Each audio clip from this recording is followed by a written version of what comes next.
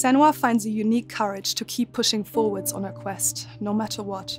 She sees the world differently to those around her and faces challenges others would avoid. When driven so strongly by one powerful purpose, she will do anything to rid the world of the darkness. This is her life's mission, and she will not stop until she fulfills her quest. My name is Eddie, and I have lived with psychosis for most of my life. To me, psychosis means living in a different reality, a reality that isn't shared with other people. Often living with psychosis is dark and miserable. While experiencing psychosis, I've got to hear the voice of God, the opposite, seen and spoken with angels, and been to hell itself. Recovery college and peer support really did turn my life around. I thought I would never get better, and yet here I am.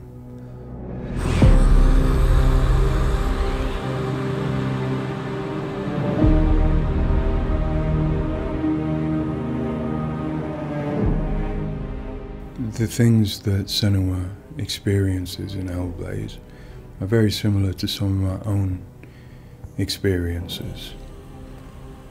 She lives in a reality that other people might find hard to understand. She sees significance in symbols, in meeting people, in all sorts of things that are going on around her. Senua is experiencing an altered state of reality which would be very hard to understand without having experienced it yourself or playing Hellblade. Lost soul who fought through hell to find us. You were lost. Not anymore. Are you ready for what you will find here? It's difficult saying that it's an illness, that it's not real. Of course, to me, it is. And of course, to Senua, it is. And that's what's driving her to do these amazing feats of courage, to overcome pain and exhaustion, to do what she knows she must. All the fear, everything I've seen, everything I've done has led me to this place. We've come so far, not far enough. Say it. You are ready. Tell them. In Senua's Saga Hellblade II, we tell the second part of the story of Senua, a Celtic warrior who, like Eddie, has experiences of psychosis, seeing the world in a unique way and existing in a reality unshared by others. At a surface level, this manifests for Senua in seeing things that others don't, hearing things that others don't, and having unique beliefs about the world. My name's Paul Fletcher. I'm a psychiatrist and a professor of neuroscience at the University of Cambridge, and I've been working with the Ninja Theory team on Hellblade and other projects for several years now. I am a clinical doctor, but have also added research and teaching to my role. And in all three areas, I'm especially interested in the human brain and how it strives to make sense of the world, which is complex and changing all the time. The lake, like a mirror. You can see the reflection. Senua, like many people, experiences psychosis. Now, psychosis is not a diagnosis, although it is associated with a number of medical and psychiatric conditions. But ultimately, it's a loose description of a shift in one's experience of reality. What are you doing? Screams of the dead. There's something here. They are not. I need to find out what it is. They are. A person with psychosis might experience changes in their perceptions and their beliefs. For example, they might see or hear things that other people can't. and they might come to believe things that are quite uncharacteristic for them. For example, they might feel that somebody, perhaps somebody even very close to them, is intent on trying to harm them. Now, it's very important to remember that this is not just a vague feeling or an imagination. To the person, it feels like their reality, just as everything around me feels like my reality to me.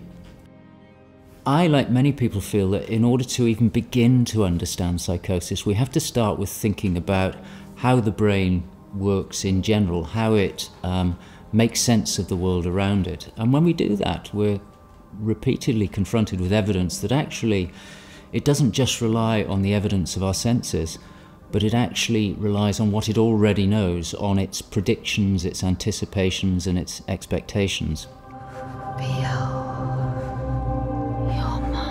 Your voices. Now that might seem like a defect. After all, why would we want to rely on what we already know rather than what the world is telling us?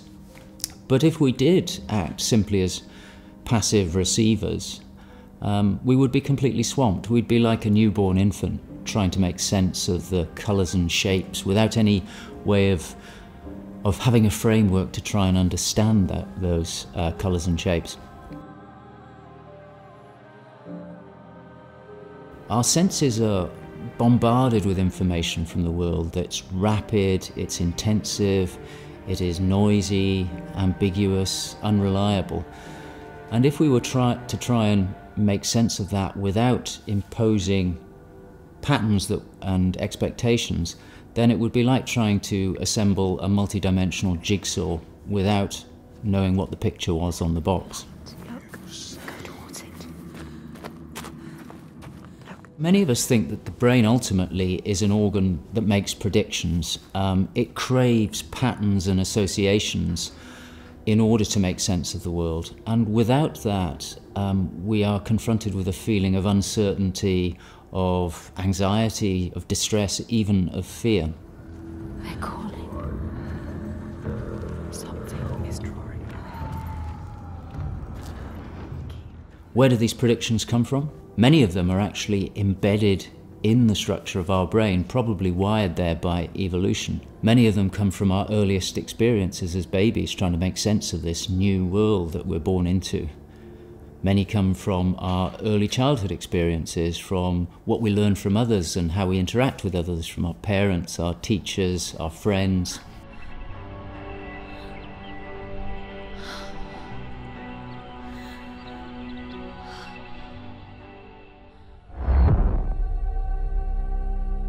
We all have a feeling that we're directly in contact with an objective reality, but it's probably the case that what we experience as our constructed model of the world is a blend of the evidence of our senses, but also what we are predicting or expecting from the world. So this blend exists in a very fine and delicate balance, and the weighting of that balance probably varies a great deal across different individuals. But crucially, this balance is what determines how we experience and interpret and act upon the world. And some of them are embedded in shared experiences with others, our society, our culture, our arts, even our religions and our mythologies. So for the most part, this works very well for us and enables us to make sense of the world, but it's also, being a delicate balance, it can be shifted, and it's very easy, even under the most normal day-to-day circumstances, to deviate from objective reality. A good example of this is the hollow mask illusion. All of us are familiar with a mask. We know that it depicts a face and that the inside is hollow. But when we see the mask rotating round and we see the hollow side, there is a deeper prediction, probably embedded in our brain, that facial features tend not to be hollow, that they stick out. And this deeper prediction can override our knowledge that the mask is hollow and make us actually perceive the face as sticking out at us. Despite what we know, the deeper predictions will override this. So for me and many in my field, perceptual illusions like this, which are very common, are really interesting because they tell us something fundamentally about how the brain is making sense of reality using its predictions.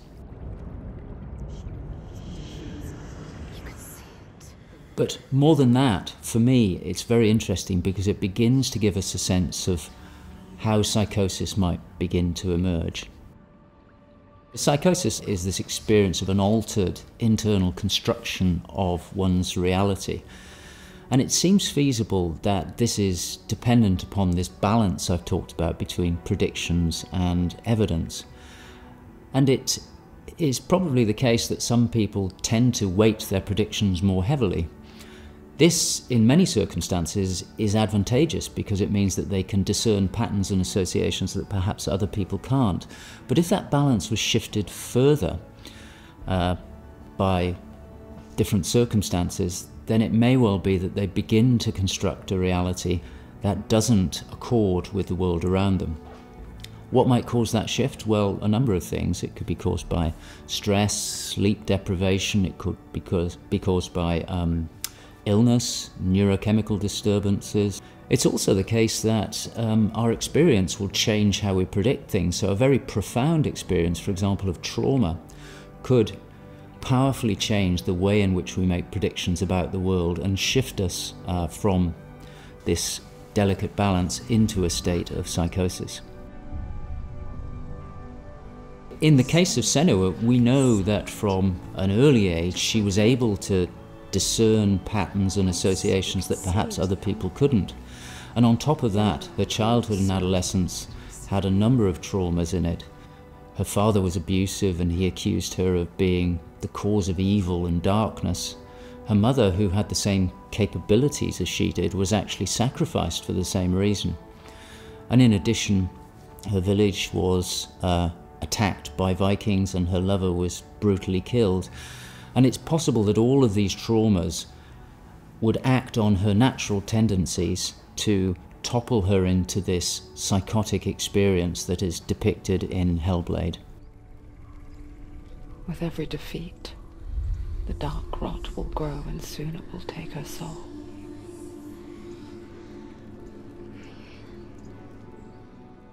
In Hellblade Senua's Sacrifice, we find Senua discovering and understanding her experiences.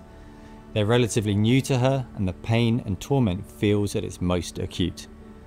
Having travelled to a new place, with a mind full of her trauma and Druth's stories of the Vikings, she embarks on a journey of coming to terms with what has happened in her life.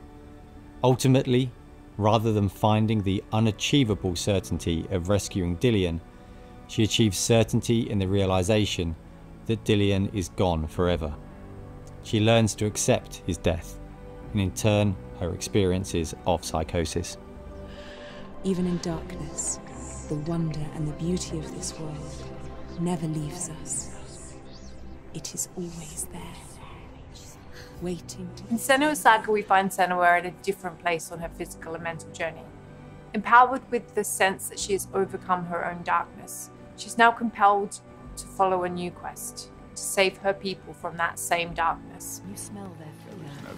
He's here. Death is coming. Look at the bones. Death is coming. Look at the bones. That's going to be you. That's going to be everyone. In Sacrifice, Senua's psychosis is acute and all-consuming. She is preoccupied and absorbed by her experiences. To some extent, she is enveloped and enslaved by the darkness.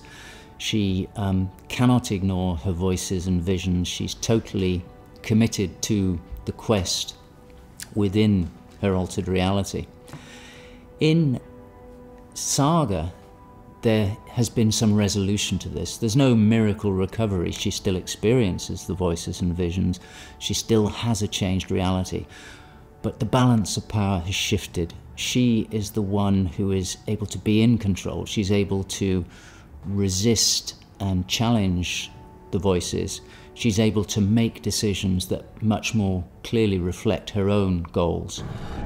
Senua, would you give your life for these outsiders? In my darkest hour, it was an outsider who saved me.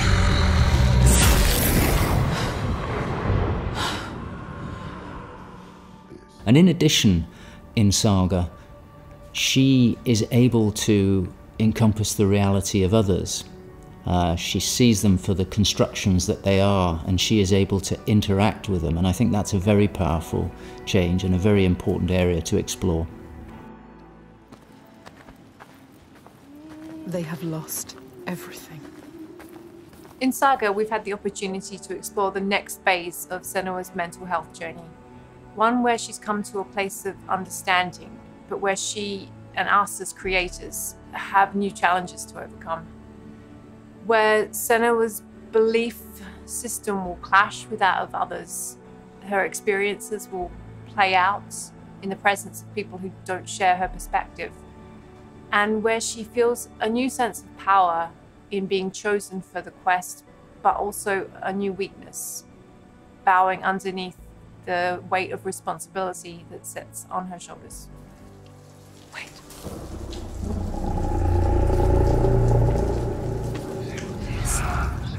In Saga, we have once again utilized binaural audio to bring Senua's voices to life. Her furies still travel with her, but their tone has changed this time. She continues to be haunted by her father, and she starts to feel the audible presence of Icelandic myth infecting her mind. That scream, that voice. Something dark, Senua. You need to go up there. Don't let them see you coming. You need to find out. Don't let the monsters find you. You can do this, Senua. To hear the world as Senua does, we spend time with people with lived experiences of psychosis, and also with Paul Fletcher. This made a strong basis of what it is to hear voices, what they say, how they sound, how they change or react to external stimulus. And this paired with all we learned from the first game, Hellblade Senua Sacrifice, led us to create Senua's own sonic version of reality. To me, it's a privilege to sit in a room to play our game, and as we progress, hear their comments, thoughts and suggestions. Each one provides a different perspective, and I find especially inspiring and humbling to hear from Eddie his own experiences. Especially I find he has a way of putting very complex emotions, situations in a very simple yet poetic way, and it's really inspiring for me when I'm thinking in Senua's journey. We use binaural audio to bring 3D space in the headphones. This allows to experience the voice hearing and other sounds with a physical sense. Also extremely important is the performance of the voices, and for that we have been collaborating with Helen and Abby, our Furies. They are the most prominent voices of Senua. The way we perform is important as well, allowing for freedom, movement, creative input from Helen and Abby, and also important to have with them conversation and spend time talking about the journey of our character.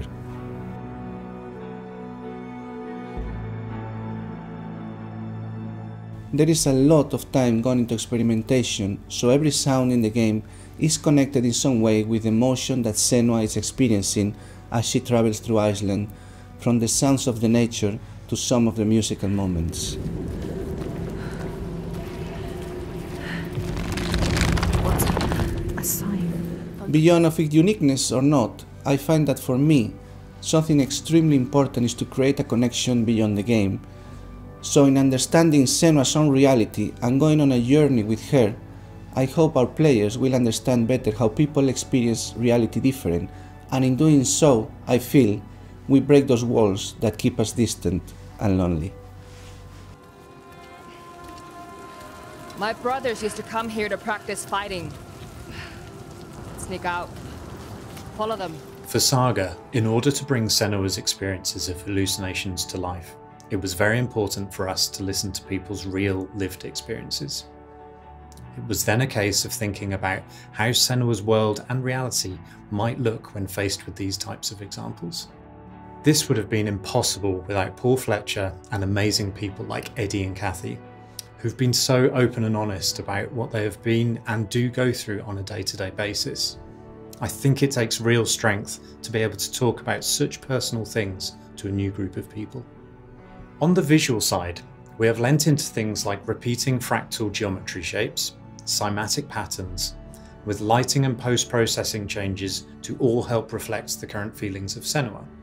And hopefully, when combined with the audio and gameplay, the player will get a sense of what we are aiming to achieve. Dying right before your eyes, just like No, this cannot happen again. You couldn't do anything. We have to stop it happening. Face it. You need to face it. Focus. You need to look at it. In Sacrifice, we saw a story of Senua's suffering at the hands of her experiences. In Saga, we're telling a more nuanced story of the next step on her journey.